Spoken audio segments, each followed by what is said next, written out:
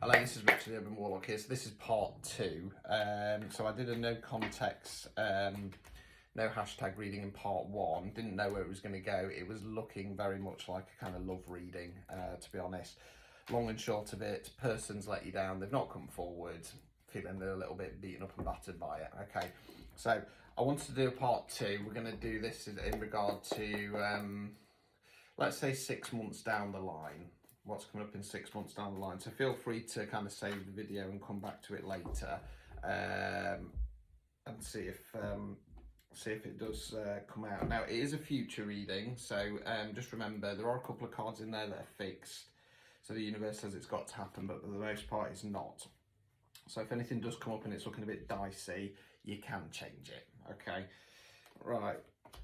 So we're looking all right at the moment. Okay, so first card is the Ace of Cups in the upright position. So Cups relates to water. We're talking about something on an emotional level. Now, Aces are about bringing in a new energy. They're not about starting something new.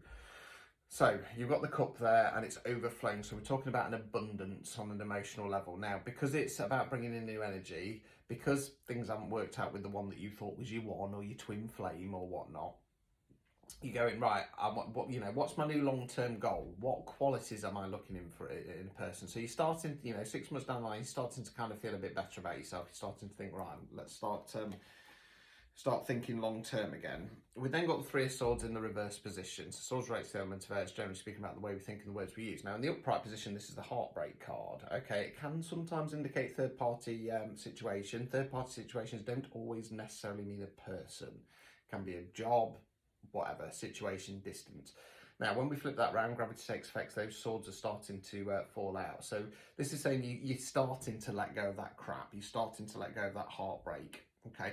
And because it's swords, remember, it's the way we think, okay? Now, after a period of time, when we go through some kind of disappointment or heartbreak or breakup, yes, we go around with this knotted feeling in our stomach, but that then passes after a period of time, and it does, and we're left with that mental pulling us back into it. We then got the Chariot in the reverse position. So the Chariot, generally speaking, talks about the energies around us, or if we've got questions of should I do it. In the reverse position, it's saying things are a little bit stagnant. If you've got any questions of, oh, should I do it? Should I press forward? Should I start looking for somebody else? So not yet. Let's just hold back, because don't forget, we're just in that process of releasing this last bag of crap that we've been holding on to. Let's continue.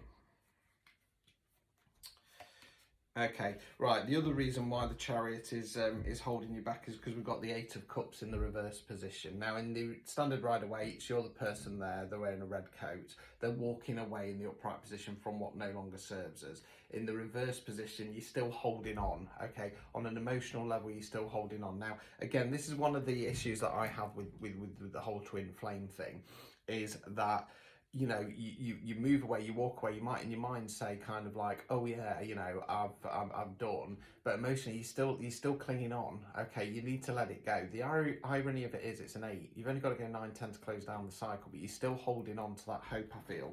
So it's almost like mentally you're releasing, emotionally you're still going, oh no, I'm still in it. We then got the Hierophant in the reverse position. So the Hierophant's one of the divine masculines on a more spiritual level. Now, in the reverse position, it's talking about either breaking away from some kind of tradition or not having the time, the motivation, the energy to go on this spiritual kind of journey or religious journey or path, okay? Start learning more about that side of things, okay? I'm not sure which way I want to go with that, so I'm going to pull the outcome card. Okay, outcome card's Two of Swords in the reverse position. So again, where we think, words we use. Now in the upright position, you've got the lady there with the cross sword. So it talks about a decision to make. Do I go down the left path? Do I go down the right path? In this case, it would be a case of, do I stay and wait around, or do I kind of go off, focus on myself, and then wait for my actual one to come in? Now in the upright position, she's blindfolded. So she's burying her head in the sand, basically. She's not seeing it as it really is. When we flip that round, we're starting to get to that point where we start having a bit of a sneaky peek out the blindfold. We're going, do you know what? I'm still, been a bit of a fool here. I need to start taking some action. That's going to help you to move on. So that's a good one. I kind of want to say with that Hierophant, it's about kind of breaking away from the tradition, okay? And when I say that, it's kind of like a tradition as in this thought process that you have.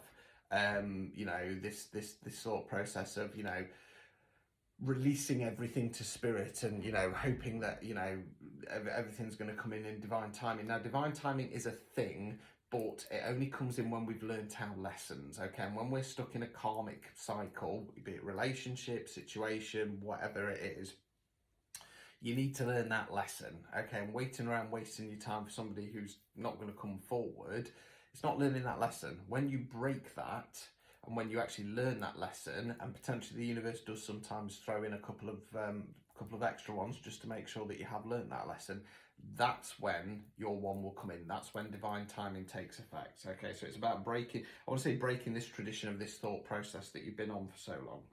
Obstacles or blockages, the sun. Okay, so the sun is the most positive card in the deck. Now, if this was in my main spread, I'd be saying it's a fixed card, it's coming in, It's not, it's an advice card. It's saying this is causing an obstacle or blockage. For too long, you have been seeing this person who is no good for you as your sun moment. Okay, your kind of happiness, your joy, what's going to come in, and they're just not, because they're not your one.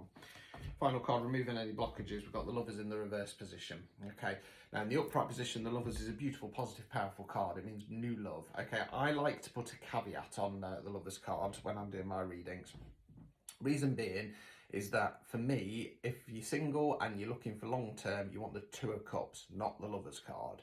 Now, the Lovers card can be positive and it can turn into a Two of Cups. However, as I'm covering up the naked Adam and Eve figure, it can be lusty. Okay, the Lovers is not guaranteed for long term success. Okay, in the reverse position, we're talking about fallout, friction, separation. Okay, it's an advice card. It's saying this is how it's going to help you move on. Realise that this was just lust. Okay, realise that this person was not your one. Okay, so around about 6 months' time, you are going to start to break the cycle. You are going to see things as they really are. So good luck moving forwards. I believe you can do this. You need to start believing in yourself. Get some self-worth, get some self-respect, and start, laying some boundaries down. Okay, if somebody's not coming forward, showing you the love and respect and attention you want, get out of there. Don't waste your life.